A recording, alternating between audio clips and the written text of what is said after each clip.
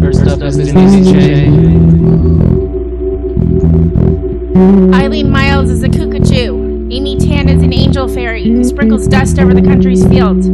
I got a ride from Ginsburg, and Kerouac gave me a bottle of wine. I'm here today, and I'm living on a prayer. I've only been to the far edge of this country to see the sun rise up over the moon.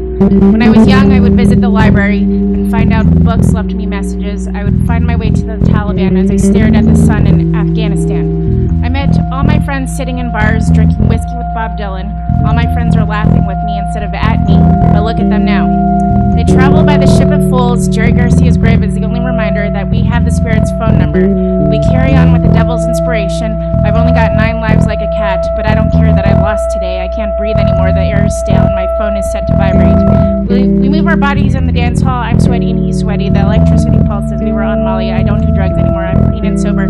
It's been 10 years since I talked to a priest. He's always going to make me feel guilty. I'm guilty for murder and petty theft, and I will never be set free from this prison.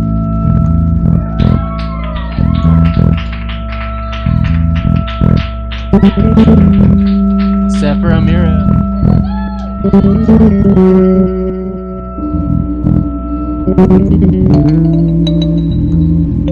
Mosaic on the floor says, walk all over me. What you don't reflect on now will be your undoing eventually.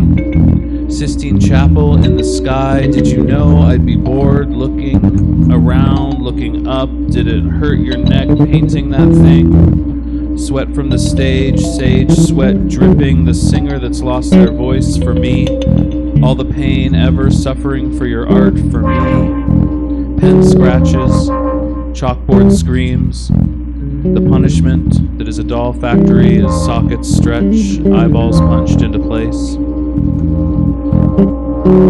Did my last swift kick in the ass pass me by, unnoticed, unannounced, no fanfare, no sharp relief, just endless tumbling, humbling again and again, rolling down the hill, laughing, the fun half of Sisyphus's life you never hear about, the miracle of Prometheus's daily new liver feeding baby eagles, here again in the piercing blue dawn, flapping, the mystery of winter. Will they, won't they, while life is moonlighting in the southern hemisphere, this could be it, this cold, infinite expanse, just one more pomegranate seed couldn't hurt. Hell, but frozen over so many times, it's actually kind of nice right now. First up is Denise Chang. Glaciers and steam and a lovely place to visit, but I wouldn't want to live there. I guess I wouldn't be living. Wormy warmth of a compost pile, endless crying of new life. When you whine into the abyss whines also. Echo chamber, meow, the stiff upper lip of decay, the way mold makes flavor, the way sugar dies and becomes whiskey, the way loss leads to found.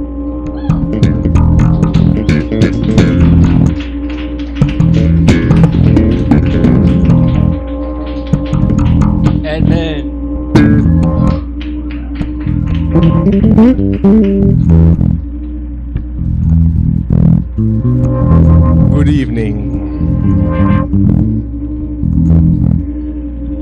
I labor in a landmark of blood, landmark spilled by the red-blooded, lost of red blood, so much bloodlust fulfilled, so much blood spilled by the red-blooded, blood lost left unfulfilled.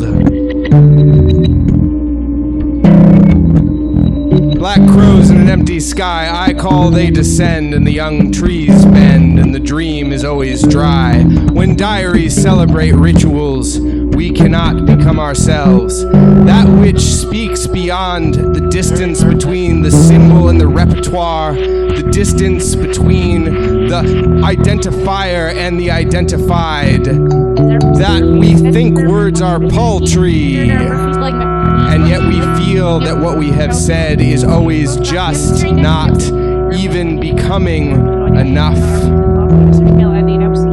When I labor in a landmark of blood, landmark spilled by the red-blooded, so much bloodlust left unfulfilled. That becomes the time of day when I wish to ask you, audience, to help me. I need you to help me to break the hex on integral reality. So when I say, I am impossible, I need you to say something too. I need you to say, I am not saying this. On 3, 1, 2, 3. I am impossible. I am impossible. I am impossible. I am impossible. I am impossible.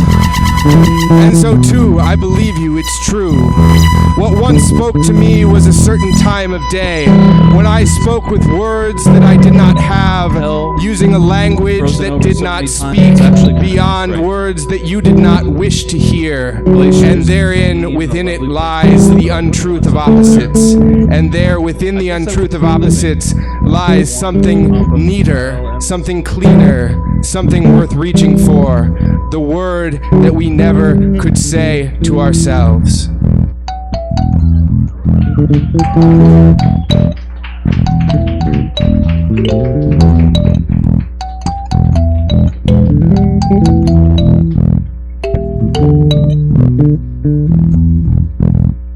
Jesús!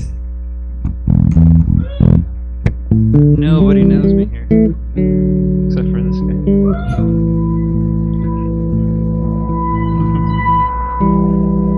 America, I am confused each time I wake inside you. You invent addictions. Are you a high-end graveyard or a child?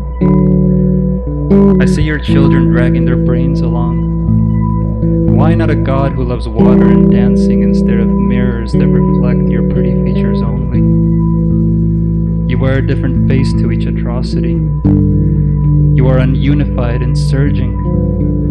Are you just gluttony? Are you civilization's slow grenade? I'm confused each time I'm swallowed by your doors.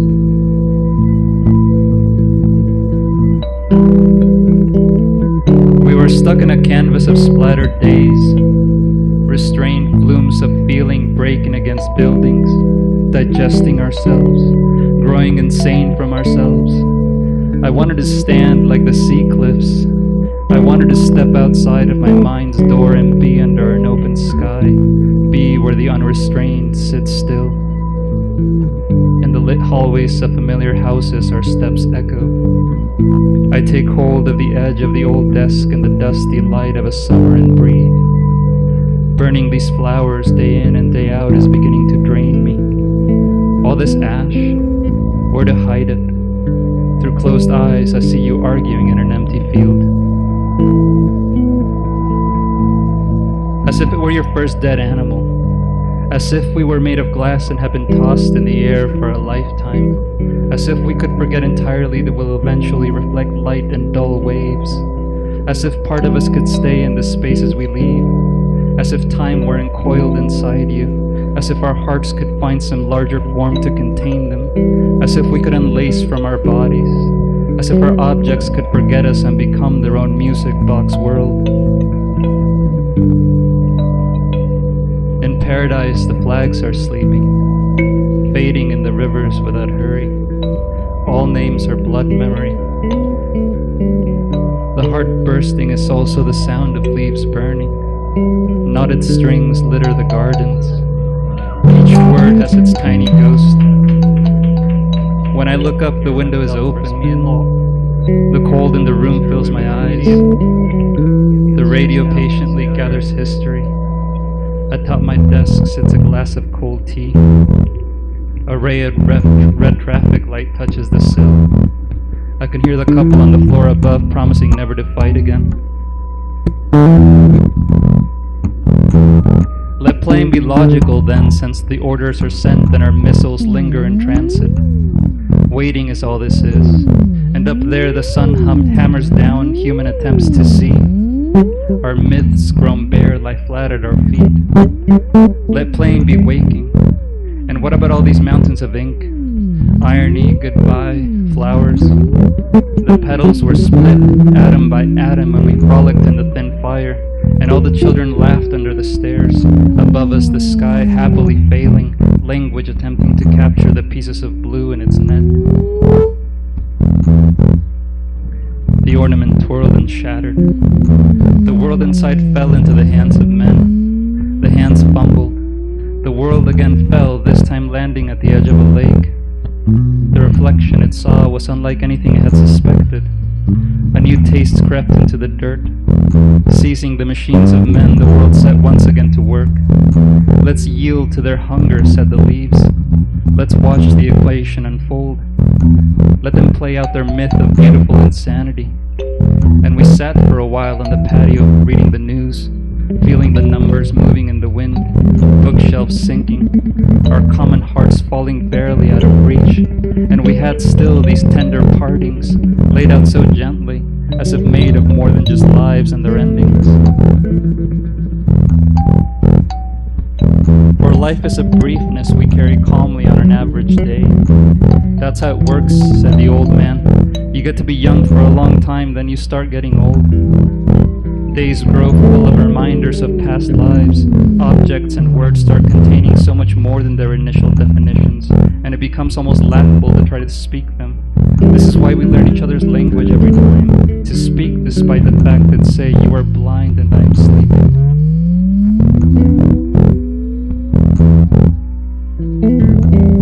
Your children are pulling guns on everyone because they have to. Your children are watching the line behind them getting longer than the line ahead. They're exiting their cars while overheard sirens cry in the cold air that reveals nothing and is endless. Your children hold on to each other's eyes as they go on their own inward ways. Your children leave their skins in each other's eyes. They book their lives ahead of waking and get broken and repaired over and over. Your children get gray-haired and forgetful and do not grow up. Your children can be found under the rocket's light, making love to fight music, giving each other 1,000 new names and taking them off again gently like earrings.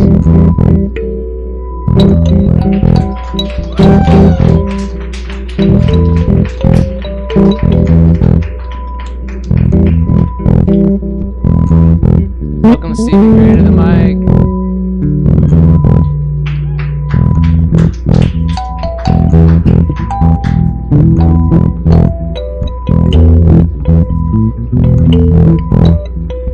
The reason I became a zombie. Being a zombie means you never have to say you're sorry. It's a good career move for a sociopath.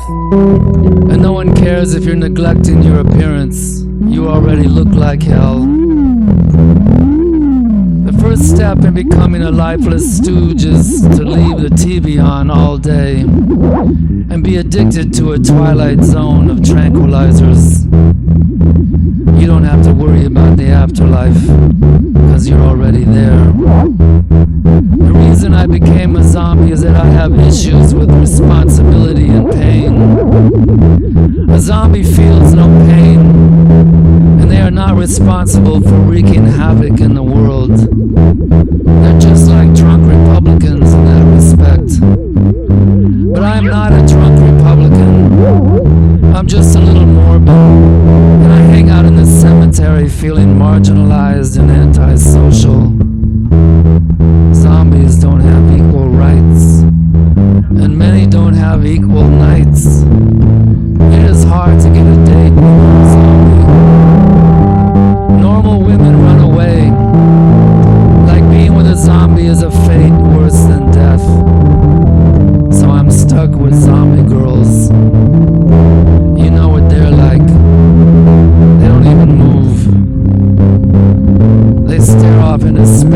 giving you the cold shoulder.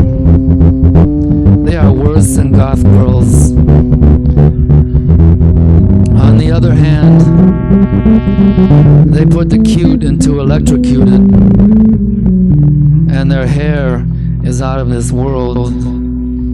It's like the bride of Frankenstein, a shockwave in her brain, her skin dissolving in the rain.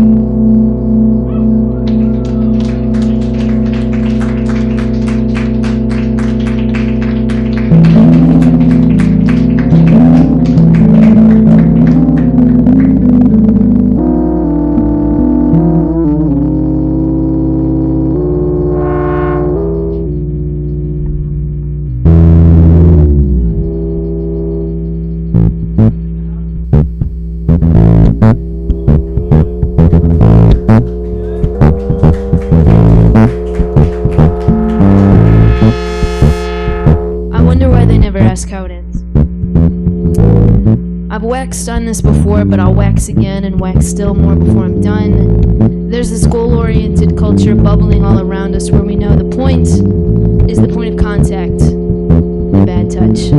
The climax slashing through the story, I get it. We all skip the porno dialogue. Click, drag, buffering. Get to the money shot already, huh?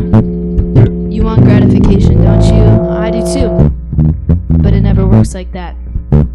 The deep stimulation comes in culminating pinpricks, in foreplay's crescendo, if it comes at all. And too often it comes in blunted, half-reaching spurts. See it here. A scene happening in bedrooms across the country. You numb yourself with your narcotic of choice. You take your place lying next to the eager lover, and you feel nothing. When you touch, you can't tell which of you is the dead thing spoiling it, though it must be you. Has to be you, since your lover gives lively responses you can't force anymore, all despite your very best efforts to play along. When did you stop getting turned on? When did you start floating away completely?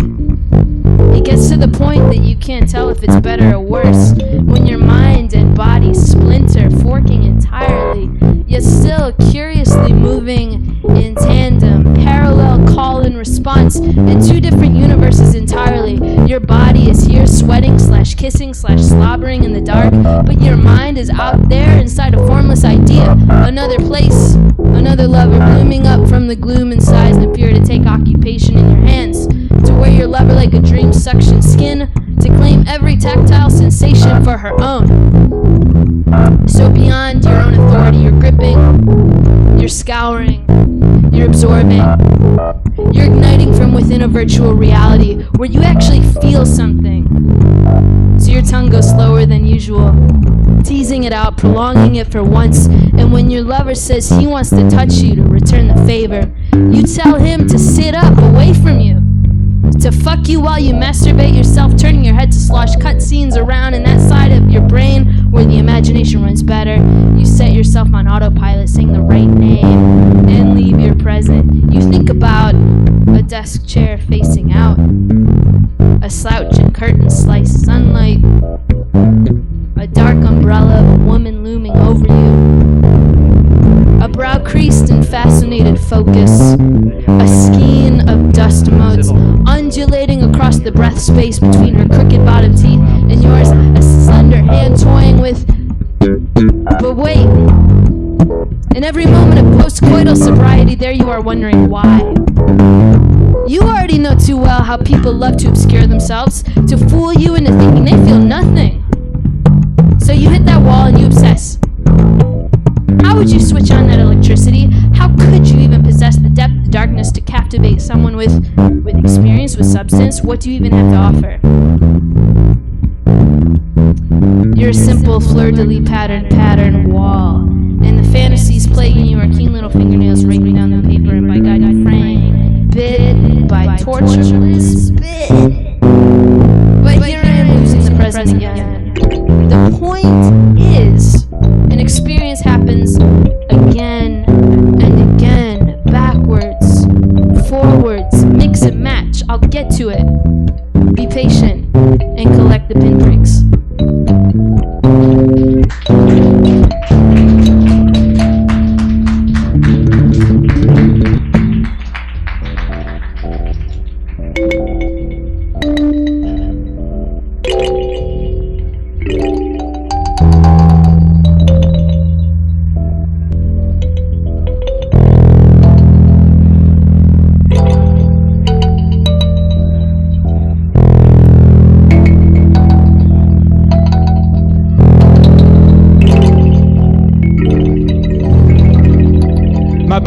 and his friends just pulled off the freeway to get fireworks in Lost, Wyoming.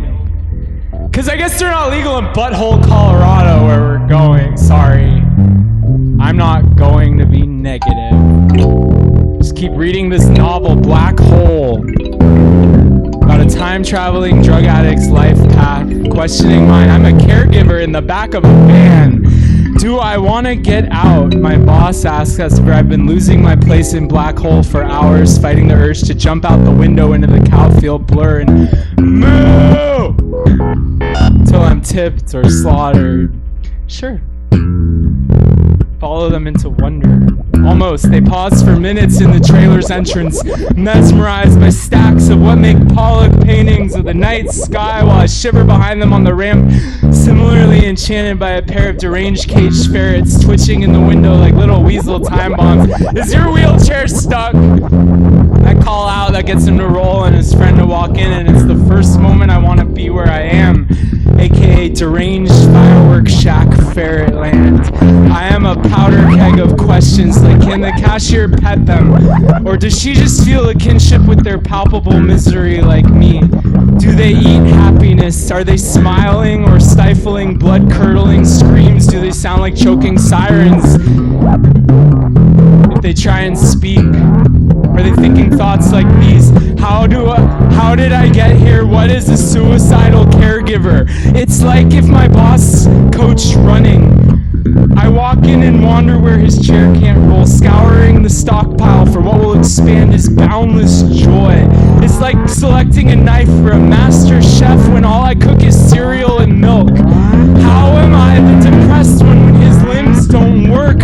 How is he so easily inflatable, so happy to be happy? I return brandishing cartoon-grade dynamite. The ferrets are still glaring maniacally out the window, but all other eyes are on me. The cashier suggests I might want to put that one down, hun. And my boss looks like Wile E. Coyote with a death wish, so I lower it in his lap in exaggerated slow motion as his eyeballs bulge out their sockets like light bulbs set to shatter into flame. I want to light it. I hear myself say as my boss's smile crosses past his earlobes while the ferrets' faces are not split in half by demonic cackling so shrill it bends the cage bars and shatters the window as they escape faceless into the lost Wyoming brush. But that is what I want for them. I want to tell my boss's friend to light it. I tell the cashier who shrugs like a carny pointed that must be at least this tall to ride the ride sign. She informs us we can have all the bottle rockets we desire. I let her know that has become impossible.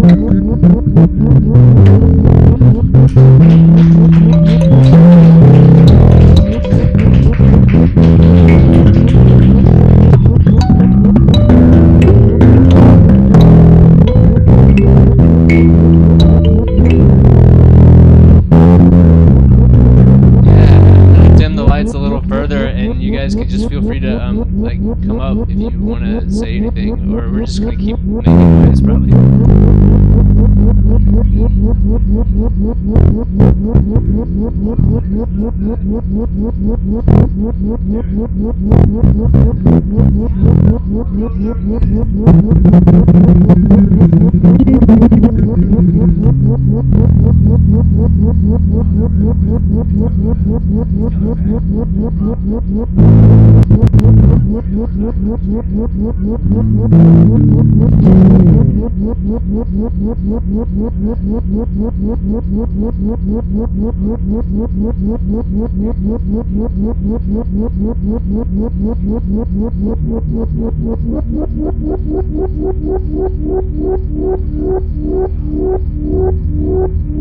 Hello? I wanted to try this out, see how it works. So these are fragments that Rilke didn't use.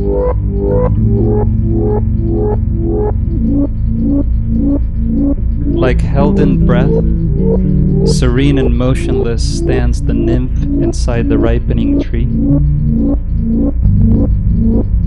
2. Look up, how calm the heavens are tonight. 3. lofty god of distant harmonies. I sense you everywhere, deep in everything. Upon the gently patterned slope, the trees stand silent as when first they heard you sing. 4. Mirror, you doppelganger of space. Oh mirror, into you go plunging the halves of smiles, perhaps the sweetest.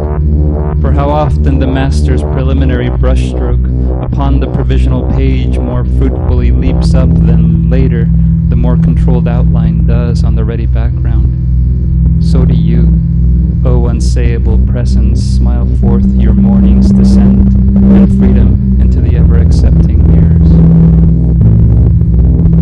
5.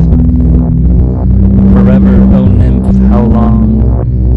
I have marveled at you amazed, though you never stepped into my sight from out of the closed-in tree. I am the time that is passing, you are the youngest age. All that you asked from the gods has remained here forever new. Yours is the meadow, even now it sways from the leap with which you finally vanished into the elm. Once the Christian dawn, and our earliest hope, for your sake, isn't it planted into the springtime? Before we were moved by a girl, it is you that we think of.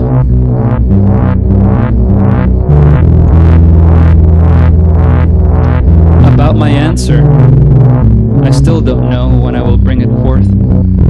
But listen, a harrow that already creates up there in the vineyard somewhere alone already speaks with the earth. 9. Have you ever observed the changing leaf forms of the ivy?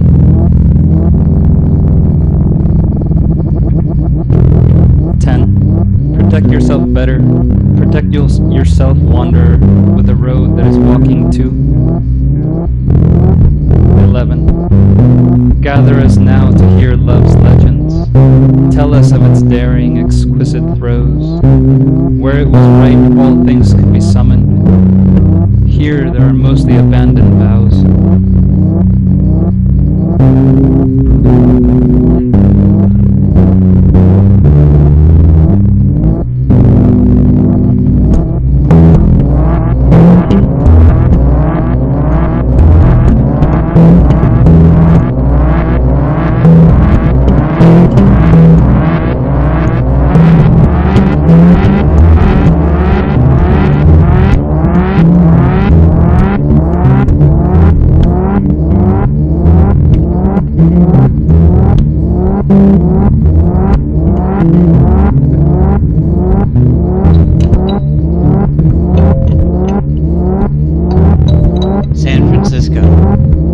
15. Miss Nellie Bly's globe-trotting enterprise is being made the subject of numerous bars here.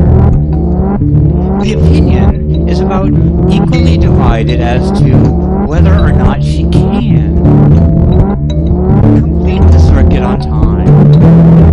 There will be many persons watching as the time rolls around for the steamer on which the adventurous young woman should reach this point.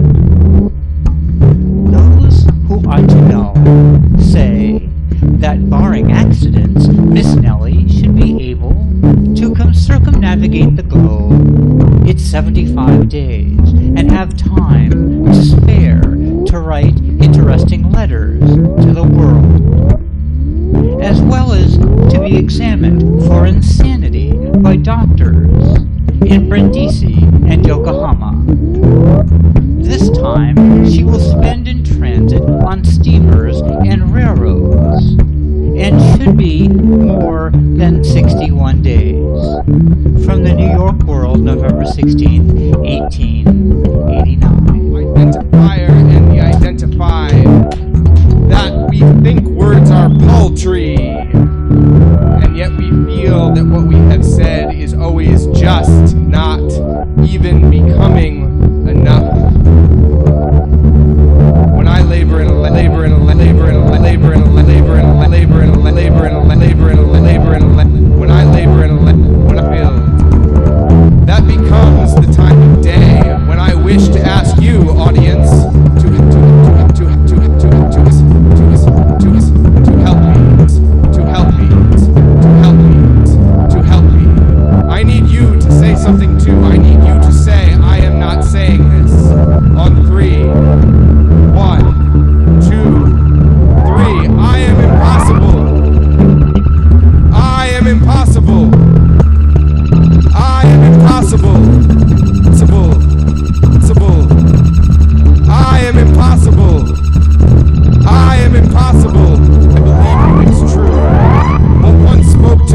was a certain time of day when I spoke with words that I did not have, using a language that did not speak beyond words that...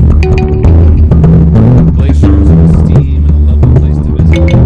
Live there. I guess I wouldn't be living a compost pile, endless grind of life. You wind into the abyss winds also. I know changing the hours and the decay away.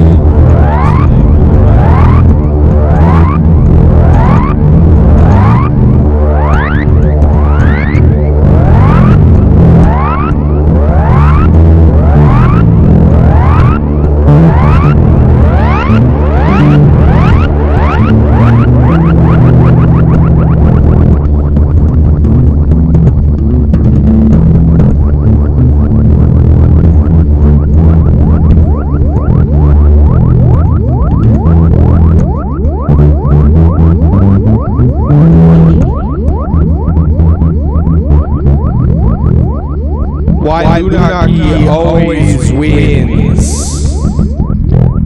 When we were very young, we thought it must be some plague of coincidences that made us think such incredible thoughts. Thoughts like, what are we really thinking about when we wonder what we're really thinking about? Or if we're starving and had to eat our own feet, what brand of seasoning would we use? And what would the reality TV cooking show of non-lethal voluntary self-cannibalism be named? Don't eat your heart out? Once I swallowed a fingernail in the shape of a crescent moon and it tasted like foreshadowing. As we grow older, we realize that these thoughts must be coming into our head from somewhere else. A bulge in the night sky, a blessed interval of fortified awe. From there, it must be she that came into our mind, she the maddener, she the silver-eyed trickster, she in all her withered, crumpled glory, she the moon. Like any never twice true encounter with a phantom, no two full moons are quite the same. Our primary experience of the moon is not a visual sensation, no. It is a proprioceptive one. Feel the moon swelling now into our glands, tickling us with the specific gravity, tugging at the microscopic tides of brain water, slowly circling us, slowly deepening down into our repressed vestiges of primordial and phantasmagorical consciousness. Moon glows out the world and the night forgets itself. The solarchy is our incoherence. Solarchy is simply the name given to the world built out of appearances, or maybe the false equivalency between appearances and truth. Sunlight burns away our details, our trace memories, the places where forgetting forgets itself and leads to other voices, to other feelings, to whiffs of anise and crushed roses. For we lunarchists are intermittent creatures. First, we exist. Second, we don't exist. Like a game of ontological peekaboo. 1, 0, on, off. In this, we only become ourselves like the phases of the moon, inconstant, yet full of absent returns, full of an overflowingness of death's resurgent life. That lunarchists might share a planet with the solarchy is what causes us so much grave confusion. Yet we are outnumbered by orders of magnitude. During the day, we must enact strategies to feign our loyalty to the sun. Always we must put on a good show that we are happy and productive under the solar imperialism, that we have an affirmative desire to participate in the sun's banal dramaturgies. But then we watch the clock and wait for twilight, yearning for the moment when we can finally and fully disappear. To us, a forest at dusk is the realest kind of memory.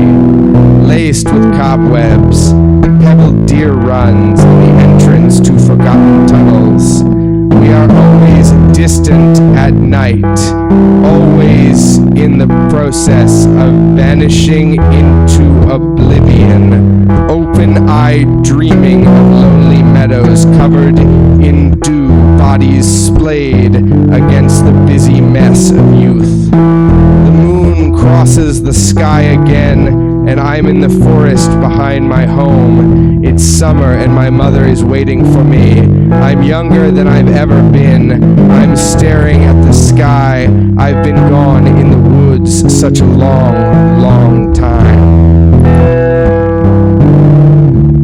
Lunar kiss.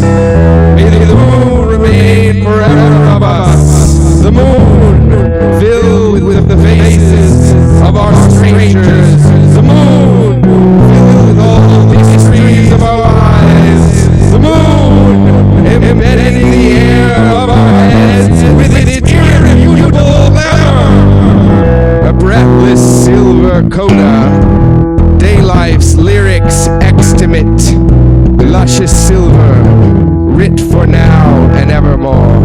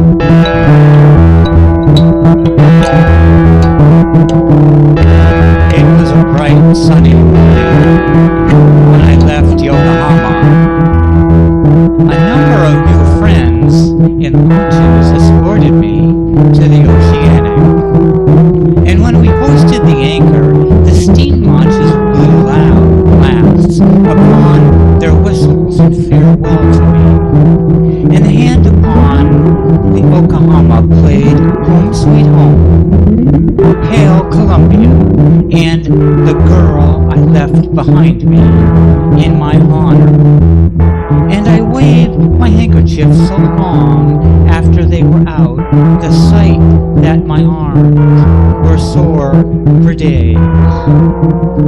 My feverish eagerness to be off again on my race around the world was strongly mingled with regret at leaving such charming friends and such a lovely land. Everything promised well for a pleasant and rapid voyage. Anticipating this, Chief Engineer Allen caused to be written over the engines and throughout the engine room this date and couplet: for Nellie Bly will win or die, January 20, 1890.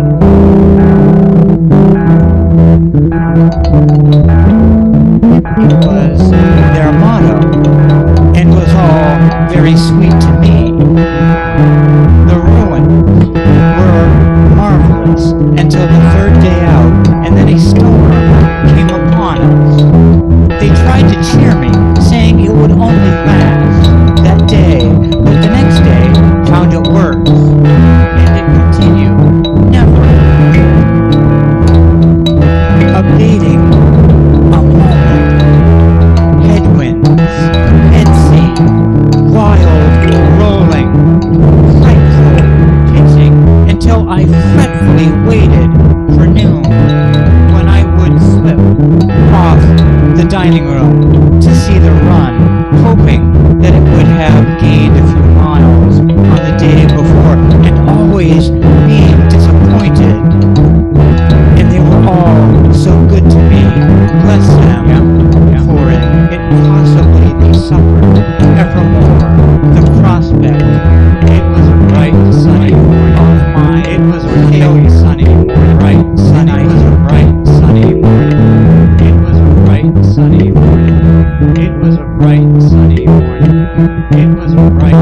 sunny morning. It was a bright and sunny morning. It was a bright and sunny morning. It was a bright and sunny morning. When Oklahoma played Home Sweet Home. Hail Columbia, and the girl I left behind me in my honor. And I waved my handkerchief so long after they the sightless at my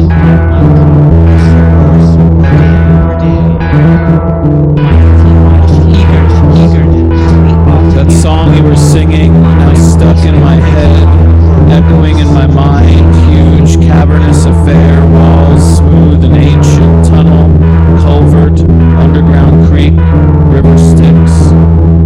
We used to cut school in those tunnels, half-remembered brickwork from time bygone, sounds stretching out, frequencies separating the way light through a prism does, endless reflections between two mirrors, ghost mirror of a commuter train window.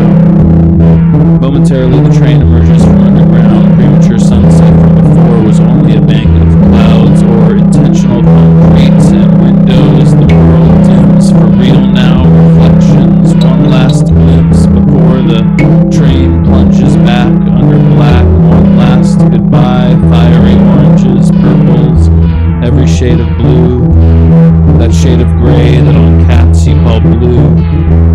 Wheels and tracks scream a pure love of friction, useless without each other, just like that question you keep asking, do things happen for a reason? Is there karma? Knock on wood, things and reasons scream a pure love of cause and effect, useless without each other.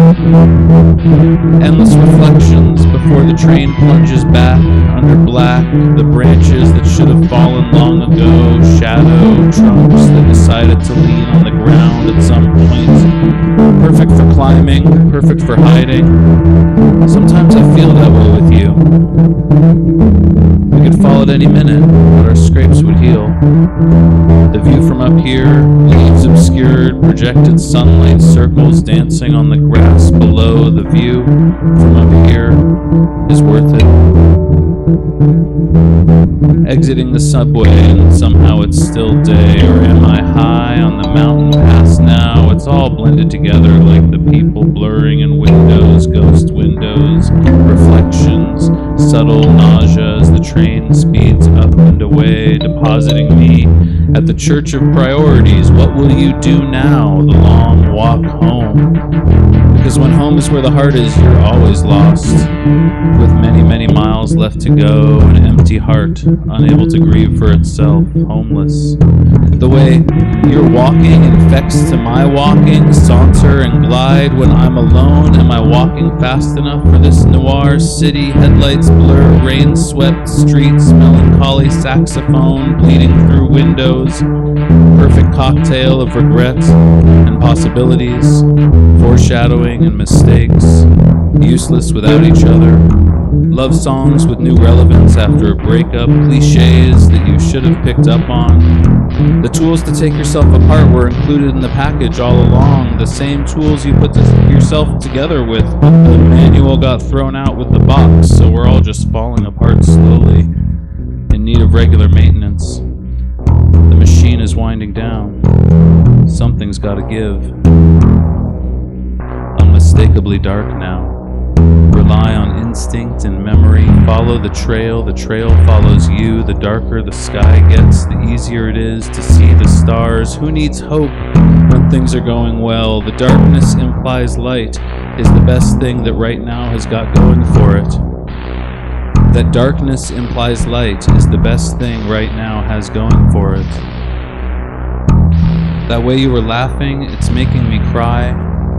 To think I missed the importance of something so simple, so subtle, so right under my nose. Why couldn't I appreciate the moment when I had the chance? If I wonder if I'll get another chance, will I miss something even then?